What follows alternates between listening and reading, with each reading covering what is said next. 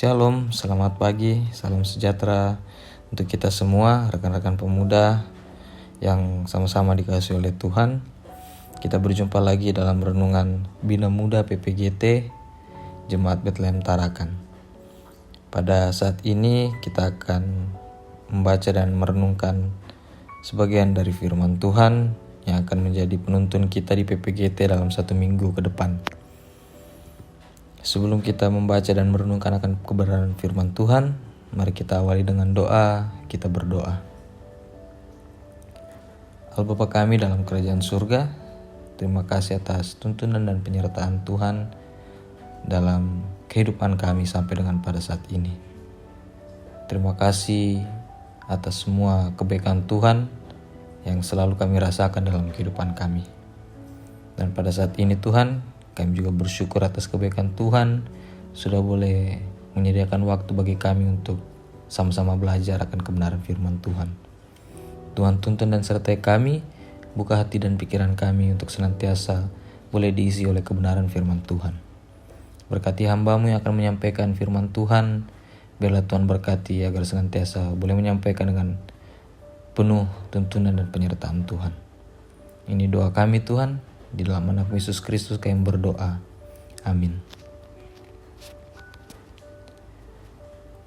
Rekan-rekan pemuda yang dikasihi oleh Tuhan, pembacaan kita pada saat ini terambil dari Yehezkiel 34 ayat 11 sampai dengan ayatnya yang ke-16.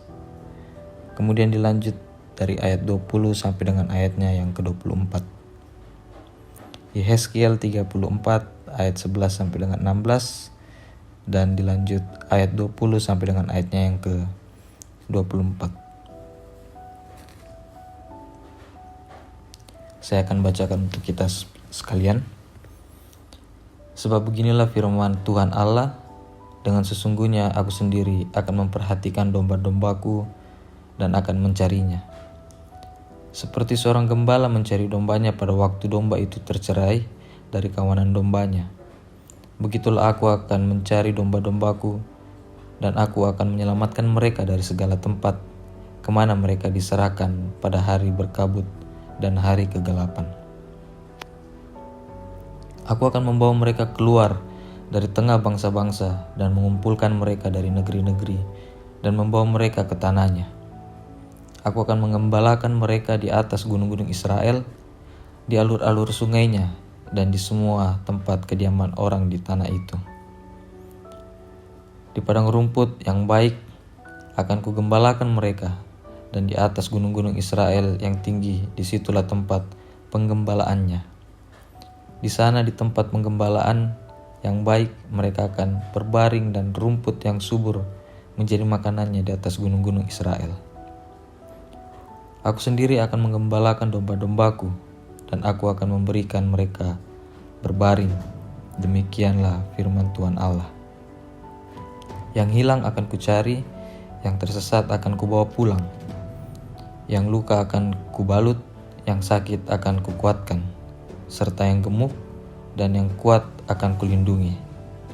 Aku akan menggembalakan mereka sebagaimana seharusnya. Ayat yang ke-20. Oleh sebab itu, beginilah firman Tuhan Allah terhadap mereka. Dengan sesungguhnya aku sendiri akan menjadi hakim di antara domba yang gemuk dengan domba yang kurus. Oleh karena semua yang lemah, kamu desak dengan lambungmu dan bahumu, serta kamu tunduk dengan tandukmu, sehingga kamu menghalau mereka keluar kandang. Maka aku akan menolong domba-dombaku, supaya mereka jangan lagi menjadi mangsa, dan aku akan menjadi hakim di antara domba dengan domba.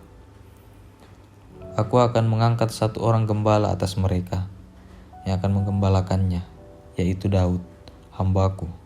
Dia akan menggembalakan mereka dan menjadi gembalanya. Dan aku, Tuhan, akan menjadi Allah mereka, serta hambaku Daud menjadi raja di tengah-tengah mereka. Aku, Tuhan, yang mengatakannya. Amin firman Tuhan. Dikatakan berbahagia adalah kita sekalian yang senantiasa tetap setia membaca dan merenungkan kebenaran firman Tuhan, terlebih melakukannya dalam kehidupan kita. Rekan-rekan pemuda yang dikasihi oleh Tuhan, renungan Bina Muda kita pada 1 minggu ke depan diberi tuntunan tema yaitu teladan Sang Gembala. Teladan Sang Gembala. Rekan-rekan pemuda yang dikasihi oleh Tuhan, gembala adalah sebuah pekerjaan atau profesi menjaga kawanan ternak. Kalau dalam konteks Toraja, yang digembalakan adalah kerbau. Sedangkan dalam konteks Alkitab, yang digembalakan adalah domba. Menjadi seorang gembala sungguh tidaklah mudah karena gembala sering berkorban demi yang dijaganya. Aktivitas gembala sangat menantang, sangat berbahaya dan bisa mengancam nyawa. Ketika domba menghadapi ancaman binatang buas dan berbisa atau dari penjahat atau perampok, maka gembala diperhadapkan kepada pilihan. Apakah gembala mau melindungi dombanya dari binatang buas dan berbisa atau perampok, dengan konsekuensi bahwa nyawa gembala bisa menjadi taruhannya. Dalam posisi sebagai gembala, dilematis terjadi. Mau membiarkan domba itu mati asal dirinya selamat, atau mau menyelamatkan dombanya. Rekan-rekan pemuda yang dikasihi oleh Tuhan, dalam pembacaan kita Yehezkiel menggambarkan 2 karakter gembala. Ada yang gembala jahat, yaitu para raja, nabi palsu, imam, dan para pemimpin Israel, melawan karakter gembala yang baik. Gembala yang jahat itu membiarkan umat lemah, sakit, tersesat, dan hilang untuk diinjak-injak dengan kekerasan dan kekejaman. Karakter gembala yang jahat itu ialah serakah, egois, semena-mena, tidak punya rasa peduli dan empati kepada domba, bahkan tidak bertanggung jawab. Tuhan tidak senang dengan watak gembala yang jahat. Itu sebabnya Allah sendiri akan tampil menjadi gembala yang baik bagi umatnya. Yesus Kristus itulah gembala yang baik. Ia hadir di tengah-tengah dunia untuk melawat yang lemah, menghibur yang sakit, mencari yang hilang, dan yang utama karyanya ialah menyelamatkan kawanan domba atau umatnya.